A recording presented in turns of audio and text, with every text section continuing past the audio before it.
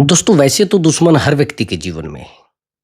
लेकिन एक दुश्मन ऐसा होता है जिसको हम जानते हैं कि भाई ये दुश्मन है। लेकिन एक दुश्मन ऐसा होता है कि जो आपके जीवन में भी है, वो आपको लगता नहीं कि वो आपका दुश्मन है।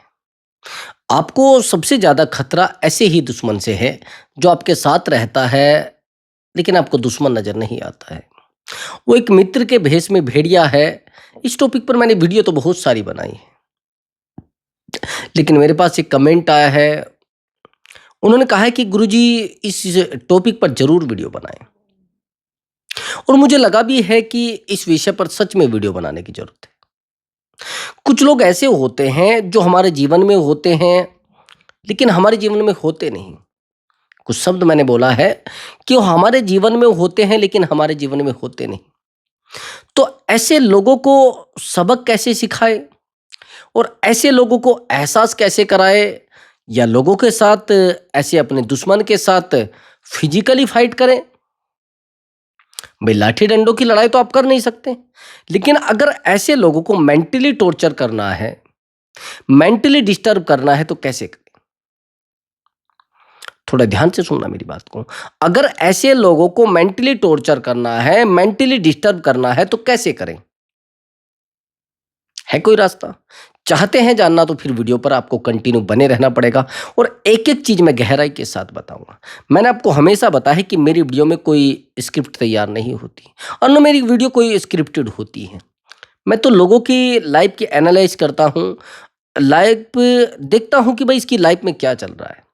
लोगों के जीवन को गहनता से देखता हूँ कि भाई क्या है, गहराई से गणना की जाती है कि क्या हुआ है, कैसे हुआ है, क्यों ये सब दुश्मन बन गए हैं, क्यों सब प्रेम करने लगे हैं, तो वो चीज़ें देखी जाती है, तब जाकर मैं आपके सामने कोई वीडियो लेकर आता हूँ। अब जो लोग हमारे सामने हमारे साथ दुश्मनी करे बैठे हैं, तो उनका क्या करें? और जो लोग छुपकर हमारे साथ वार कर रहे हैं, उनका क्या करें? सबसे पहली बात ये है कि आपको खतरा उस व्यक्ति से नहीं है, जो आपसे दुश्मनी कर चुका है और आपका शत्रु है 100%। आपको उससे खतरा नहीं है। खतरा आपको उस व्यक्ति से है जो आपके साथ है और आपकी आपके साथ मित्रता में है। आपको तो नुकसान वो व्यक्ति कर सकता है, आपको ये व्यक्ति नुकसान कहाँ कर सकता है? आपको वो व्यक्ति नुकसान कर सकता है, मैंने आपको बताया है, जो आपके साथ है और आपके साथ एक मित्रता वाला व्यवहार कर रहा है। उसको दफ़ा करो, उससे कोई स्वार्थ, उससे कोई लालच मत रखो, वो आपको कुछ देने वाला भी नहीं है। ये बात भी आप मेरी गहराई के साथ सुन लेना। वो आपको आजीवन कुछ देने वाला भी नहीं है।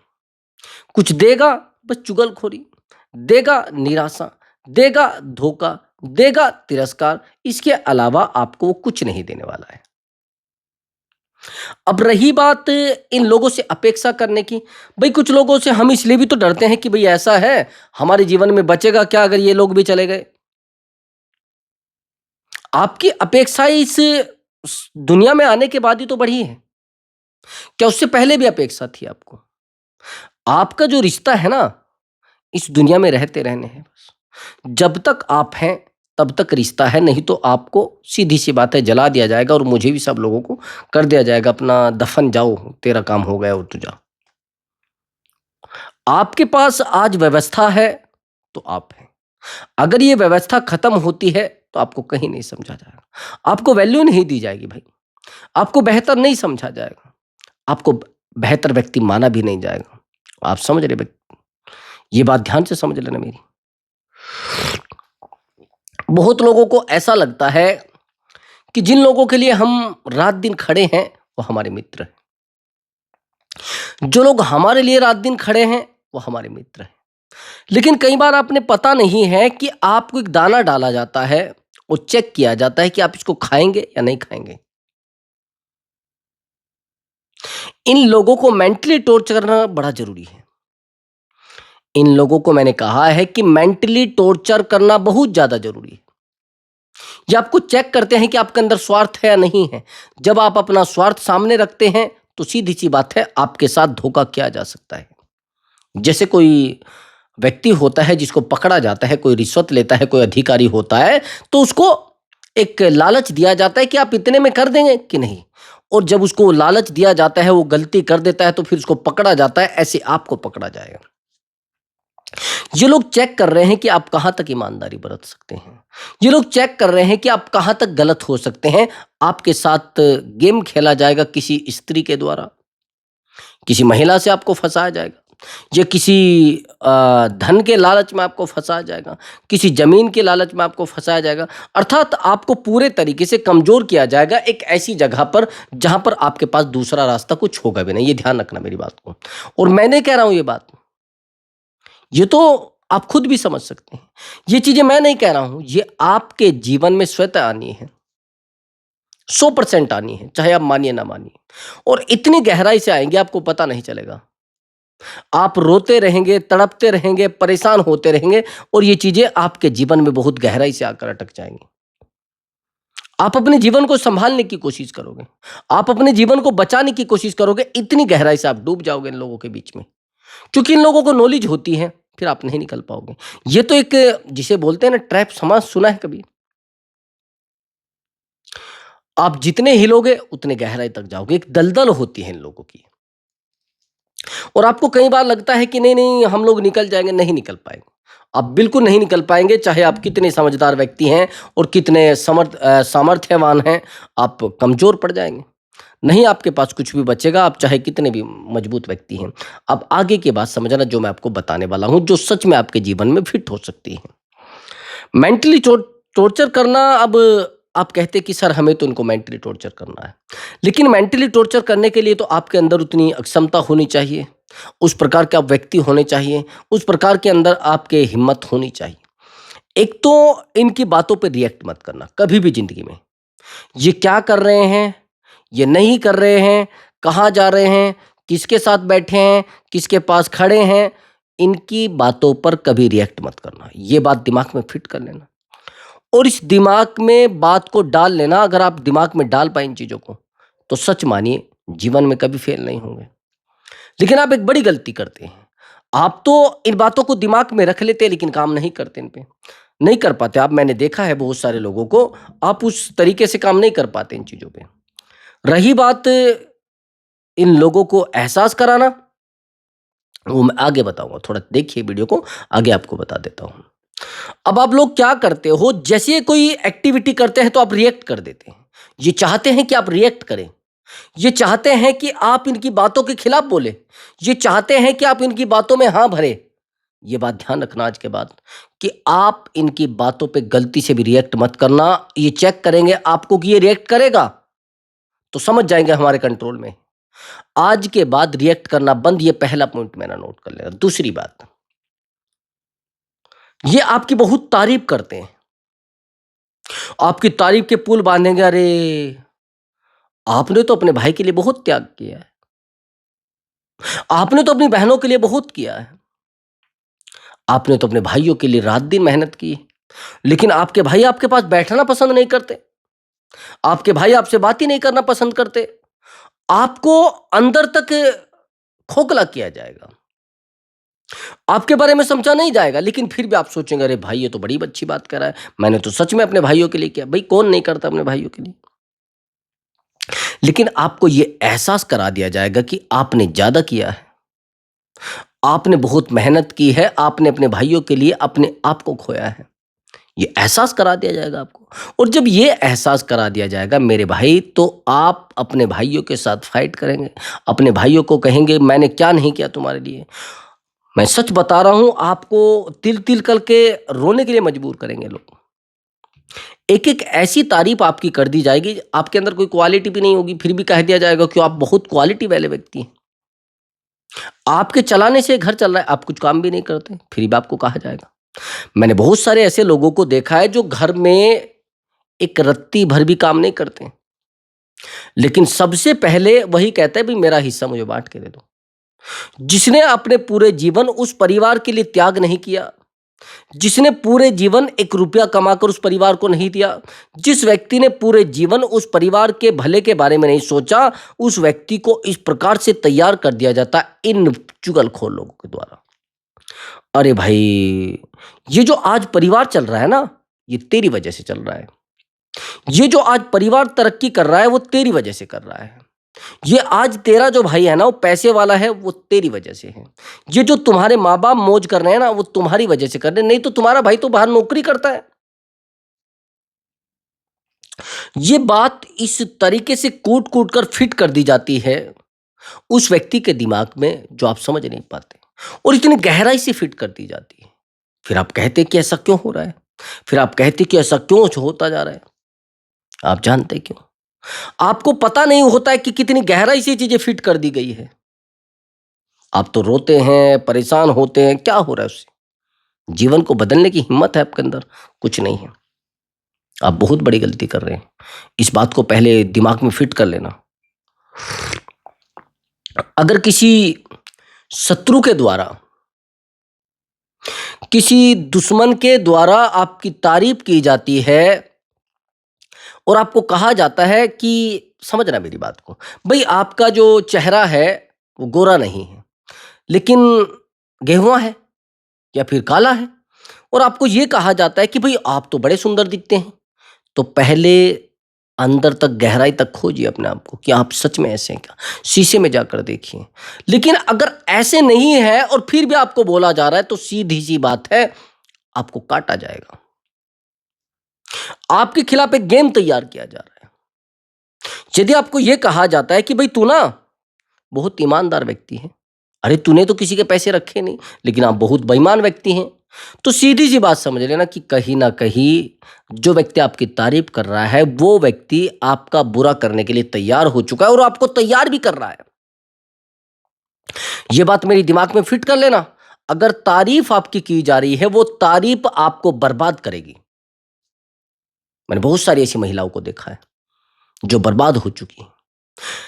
मेरे पास एक ऐसी काउंसलिंग आज आई थी ब्रदर, जिस काउंसलिंग के सुन के आप हैरान हो जाएंगे। इस महिला की जो एज है वो 42 है, और इस व्यक्ति की एज 38 है। ये पति है और वो पत्नी है, लेकिन इस महिला के जो अवैध संबंध है इस 22 साल के लड़के से, और ये भतीजा लगता है। तो मैंने जैसे उस महिला से बात की, तो मैंने दोनों से बात की, पति पत्नी से। मैंने कहा पहले तो आप ये बताइए, इस रिश्ते को त्यागना चाहते हैं या इसमें आप डूबना चाहते हैं? उस महिला से मैंने पूछा।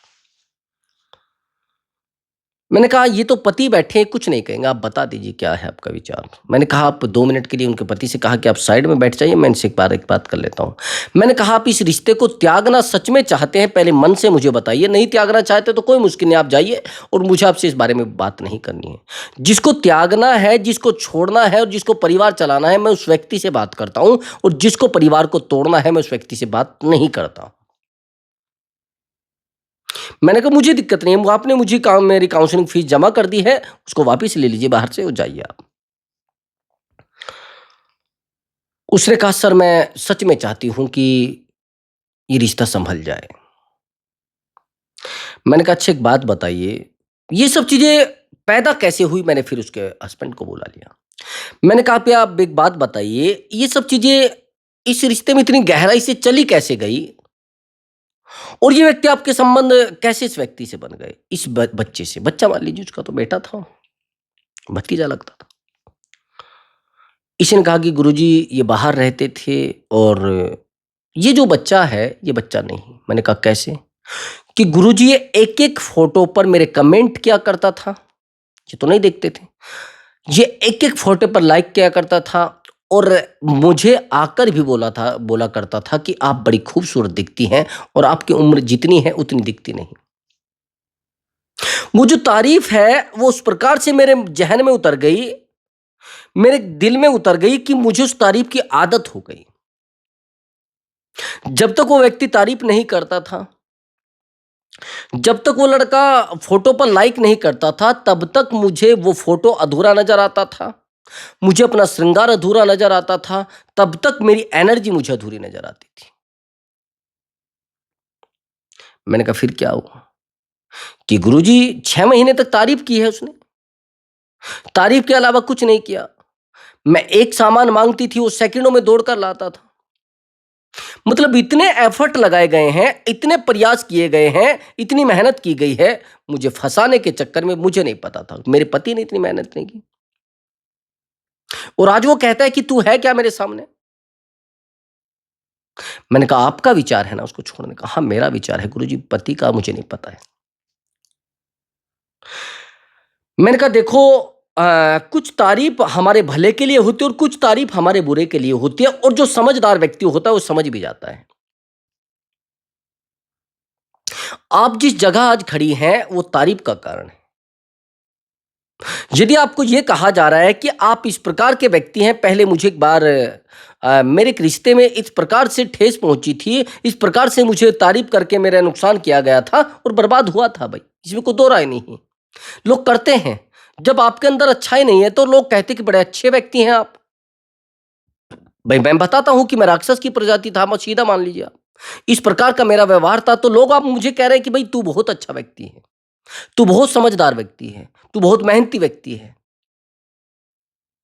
यानी बर्बाद करना चाह रहे हैं। जब मैं मेहनती था ही नहीं, मैं तो निठल्ला था। मैं बेहतर दिखता नहीं था, मैं बेहतर था ही नहीं। अब हैरानी की बात ये है कि मैं यदि बेहतर होता, बड़ी मेहनती होता मैं, तो फिर ये लोग तारीफ़ ना करते। मेहनती व्यक्ति की जो सफल व्यक्ति नहीं होते, वो तारीफ़ नहीं करते। जो सफल व्यक्ति होता है, उसकी सफल व्यक्ति तारीफ़ करते हैं, असफल व्यक्ति तारीफ़ नहीं करते। ये ध्यान रखना मेरी बात को। अगर आप सफल हैं और आप अपेक्षा कर बैठे हैं कि ये लोग आपकी तारीफ़ करेंगे, जो असफल हैं, नहीं।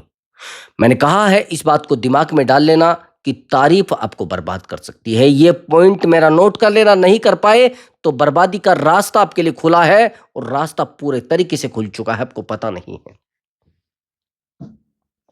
अब दूसरा पॉइंट, मैंने 2 पॉइंट आपको बता दिए, अब ये तीसरा पॉइंट है। इस पॉइंट को अगर आप कैद कर पाए और पकड़ पाए तो आपका कोई बुरा नहीं कर पाएगा, आपका दुश्मन सच में मेंटली टॉर्चर हो जाएगा। एक तो आप बार-बार क्या करते हैं, किसी के कहने से भी हाँ भर देते हैं।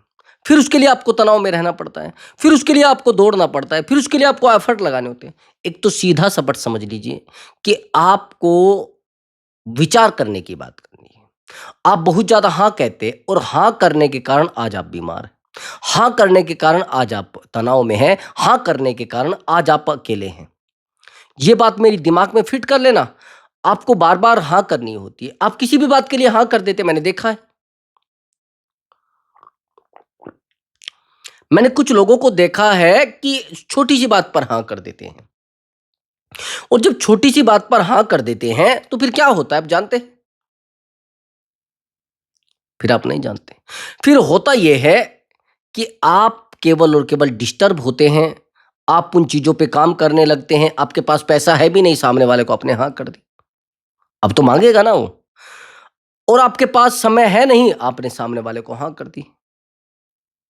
आपके पास बस ये मान लीजिए कि आपके पास वो व्यवस्था है नहीं और आपने व्यवस्था करने की बात कर दी है। तो तनाव में कौन गया? वो तो अपना तनाव आपके पास छोड़ कर गया ना। वो तो अपनी परिस्थिति आपको देकर चला गया। वो तो अपना तनाव आपके पास छोड़ गया। तो सीधी-सी बात है, तनाव से बाहर बाहर रहना है और तनाव से अलग अपने जीवन को रखना है, तो इन लोगों को ना करने की आदत डालें। और ये नहीं कर सकते तो फिर सीधी-सी बात है, आपके पास बर्बादी के अलावा कुछ नहीं बचना है। अकेलेपन के अलावा मैं तो नहीं मानता आपके पास कुछ बच जाए। व्यवस्था को प्रबल करो, अपने आप को मजबूत करो और अपने आप को गहराई तक स्ट्रॉन्ग करो। अगर आप गहराई तक बेहतर नहीं कर पाना अपने आप को, तो लोग आपके जीवन से नहीं जुड़ेंगे। मैंने आपको क्या कहा है कि अपने दुश्मन को यदि आप मेंटली टॉर्चर करना चाहते हैं, तो आपको हाँ में हाँ नहीं करनी है। सीधा ना बोल दीजिए, भई मेरा काम नहीं चलेगा और मैं आपको झूठे वादे नहीं कर सकता। झूठे वादे बिल्कुल मत करिए, खासकर किसी भी व्यक्ति से, ताकि आपको कमज़ोर ना किया जा सके। अब एक और पॉइंट, जो आखिरी पॉइंट है, जो सच में रिश्तों को खोखला कर देता है। हमें सीधा समझा जाता है और सीधा समझ के मेंटली टॉर्चर किया जाता है और हैरानी की बात ये है कि किसी भी व्यक्ति को मेंटली टॉर्चर करने के लिए आपका बेहतर होना बहुत ज़्यादा ज़रूरी है। नहीं समझे बात को। आप अपने ऊपर काम करिए। आप जहाँ पर बैठे हैं, आप यहाँ पर कमज़ोर हैं और यहाँ से बेहतर अपने आप को बना लीजिए। उस व्यक्ति को टॉर्चर होने में समय नहीं लगेगा।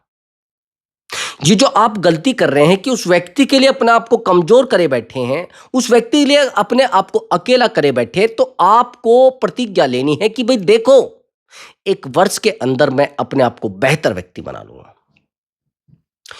इस 1 वर्ष के अंदर मैं अपने आप को मजबूत व्यक्ति बना लूँगा और सम्मानित व्यक्ति बना लूँगा।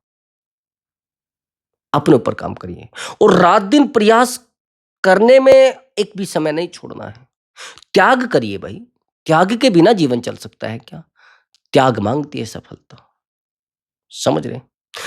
यदि आप सफलता से ये उम्मीद कर रहे हैं कि वो आपको फ्री में मिल जाएगी, नहीं भाई, वो तो त्याग माँगती है। आपके परिवार का त्याग, आपकी नींद का त्याग, आपके मित्रता का त्याग, आपके लोगों से मस्ती का त्याग, उस मस्ती का त्याग माँगती है। लेकिन आप वो त्याग नहीं कर पा रहे, तो सफलता आपको कैसे मिल जाएगी भाई? सफलता निहायत ही नालायक लोगों के जीवन में होती है क्या? सफलता एक अनमोल हीरा है, जिसको सँभालना हर व्यक्ति के बस की बात नहीं होती। हर व्यक्ति के अंदर वो दम नहीं होता है कि इस अनमोल हीरे को सफलता मिल जाएगी, लेकिन उसको सरलता के साथ चलाना हर व्यक्ति के बस की बात नहीं होती। आपको क्या लग रहा है कि सरकारी नौकरी सफलता है? आपको क्या लग रहा है कि सरकारी नौकरी में हर व्यक्ति सफल है? आपको क्या लग रहा है सरकारी नौकरी में लग के हर व्यक्ति कामयाब है? कामयाबी का सरकारी नौकरी से कोई लेना-देना नहीं है। मैंने बहुत सारे सरकारी नौकरी वालों को कर्ज में देखा है। मैंने बहुत सारे सरकारी नौकरों को तिल-तिल करके मरते देखा है। तो आप कैसे विश्वास कर सकते हैं कि भई सरकारी नौकरी में सफलता है? और कोई ज़रूरी नहीं कि सरकारी नौकरी वाला समझदार हो। मैंने कहा है कि जितना आप सफल होंगे, उतना आपके शत्रु के लिए, आपके दुश्मन के लिए मेंटली टॉर्चर होगा। सफल बनिए, मैनेज भी करिए चीज़ों को। मेरी बात को थोड़ा गाँठ बाँध लेना। सफलता ज़रूरी नहीं कि आप गवर्नमेंट नौकरी में लगेंगे वहीं मिलेगी। सफलता हर क्षेत्र में है, जहाँ पर आपके जीवन में चीज़ें बेहतर हो जाए। और सुनिए मेरी बात को, ठोकरें हर व्यक्ति के जीवन में हैं, दुःख और तकलीफ़ें हर व्यक्ति के जीवन में हैं और अकेलापन हर व्यक्ति के जीवन में, त्याग हर व्यक्ति के जीवन में है। और रही विश्वास ना होने की, विश्वास किसी को नहीं होगा भाई। आपको कुछ खेल करना है, वो खेला खुद हो जाएगा, ईश्वर करेंगे सब। आपको तो बस लड़ना है और अपनी तारीफ़ों से दूर रहना है। लोग यदि आपकी तारीफ़ करते हैं, तो उस तारीफ़ को समझना है कि झूठ बोल रहे हैं। जब तक आप स्वीकार नहीं कर पाएँगे कि मैं सच में बेवकूफ़ हूँ, मैं सच में निठल्ला हूँ, मैं सच में कामयाब व्यक्ति नहीं हूँ, तब तक आप कुछ नहीं कर पाएँगे, ख़ासकर अपने लिए, ख़ासकर अपने जीवन के लिए, समझ रहे हैं? तो अपने जीवन के लिए प्रयास करिए और रात-दिन दौड़िए भाई, रात-दिन मेहनत करिए अपने ऊपर। तब सामने वाले को मेंटली टॉर्चर होगा।